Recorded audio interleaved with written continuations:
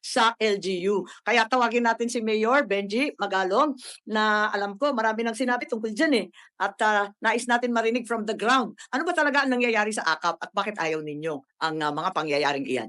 Maraming salamat, Madam Chair. Thank you for giving us this opportunity to convey to you what's really happening on the ground. And I prepared a position paper. I've already provided the Secretary a copy of this position paper. And this is a reflection of the sentiments of many of the mayors, both in the cities and municipalities, Madam Chair. But let me first start with this quotation from no less than Justice Marvick Leonen. Ma'am, please give me about 6 minutes po. Tatapusin ko po kagad. Please go ahead. Sabi ho ni Justice Leonen, the power to spend is an executive constitutional discretion, not a legislative one. In the local government, we laud the national government's effort and appreciate its intention to provide financial assistance to low-income families and individuals. While APCAP seeks to accomplish that, it is mired with irregularities which defeat its purpose. And I'm here today to inform you of the pressing challenges and loopholes that hinder its effectiveness. First, the current APCAP practice is plagued with many irregularities.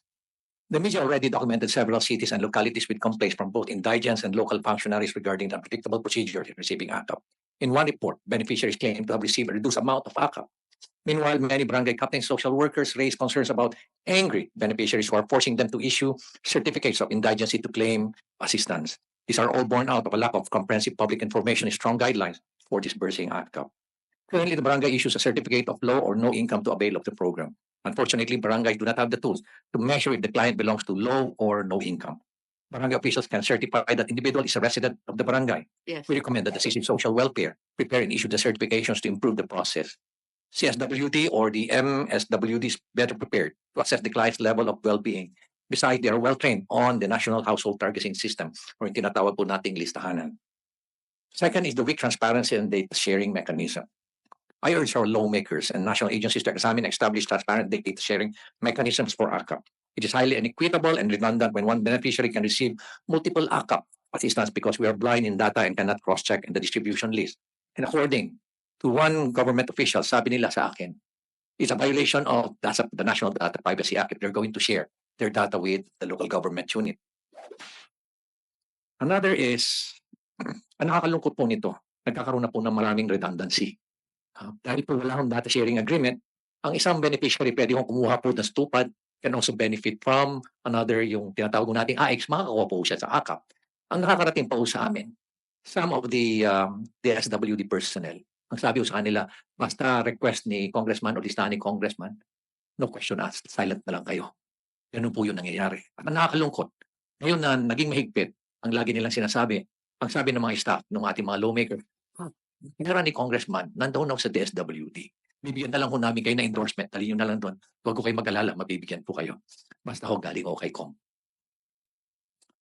Another is, ACAP and similar aid programs are increasingly and frustratingly politicized. Perhaps the most glaring issue is the increasing politicization of the social amelioration program. In the local governments, we're concerned with a national politician decides to have a personal appearance during aid distribution. But we have no choice but to accommodate them. Sa mga senators po, wala ko kaming gaanong problema. Dahil ang pin-emphasize po doon is, itong pera na nanggagaling po, na binibigay sa inyo to, ay galing po to sa taxes na binabayaran po. At yun po yung lagi namin in-emphasize sa kanila. Ang nakakarungkot lang po, pag iba na po ang nagdi-distribute, gusto nilang ipahalata na ang pera na yun ay galing sa kanilang bulsa. Ang masama po, pag nagkakaroon na ng distribution, nandun lahat yung kanilang listagan, lahat ng line-up nila na kandidato, na una muna silang magsasalita bago yung actual distribution. No? Ulitin ko, bihira po kami makakita o makarinig na ang sinasabi po sa mga beneficiaries, itong pera na to galing sa taxes na binabayaran nyo. Dapat pasalamatan ninyo. Yung mga katabi nyo, sabihin nyo, thank you for paying your taxes. Sa mga ating mga mayors, sa ating po mga governors, karamihan po sa kanila, yan po yung sinasabi. Na dapat huwag kayong magpasalamat sa amin. Pasalamat po kayo sa mga katabi nyo dahil binabayaran nyo yung kanilang mga taxes. Given the way the ACAP operates, we cannot help but find similarities in the design of the ACAP and the Philippine Development Assistance Fund, or yung tinatawag ko natin PDAF, which the Supreme Court struck down in 2013 due to the following: discretionary fund allocation. At yung ACAP at yung pork barrel allows officials to control public funds with broad discretion, often without strict guidelines or oversight. Similar to PDAF and ACAP enables government officials to decide on fund distribution even after the budget has been approved, violating the separation of powers. Like PDAP, where legislators inserted specific budget allocations for their pet projects, AKAP may also involve executive officials or lawmakers influencing fund distribution for political or personal gain. Hindi ko po sinasabi na congressman lang po. Sinasabi ko rin po rito, pati ho governors, pati ho mayors. Ganyan din po nangyayari. Trade politics, both programs encourage a system where funds are used to benefit specific constituents. Meron pa nga ho nangyayari dyan na yung AKAP na distribute, muntik pa hong ibigay sa media. Meron po isang mayor ho na nagbigay ho sa akin ng listahan. Pati ho mga teachers nabigyan din ho. Pati mga administrators nabigyan din ho. Inefficiency in public spending, instead of being allocated based on national priorities, funds under both programs risk being distributed based on political considerations. To reiterate, I'm one with the national government in providing meaningful assistance to our society's vulnerable sectors.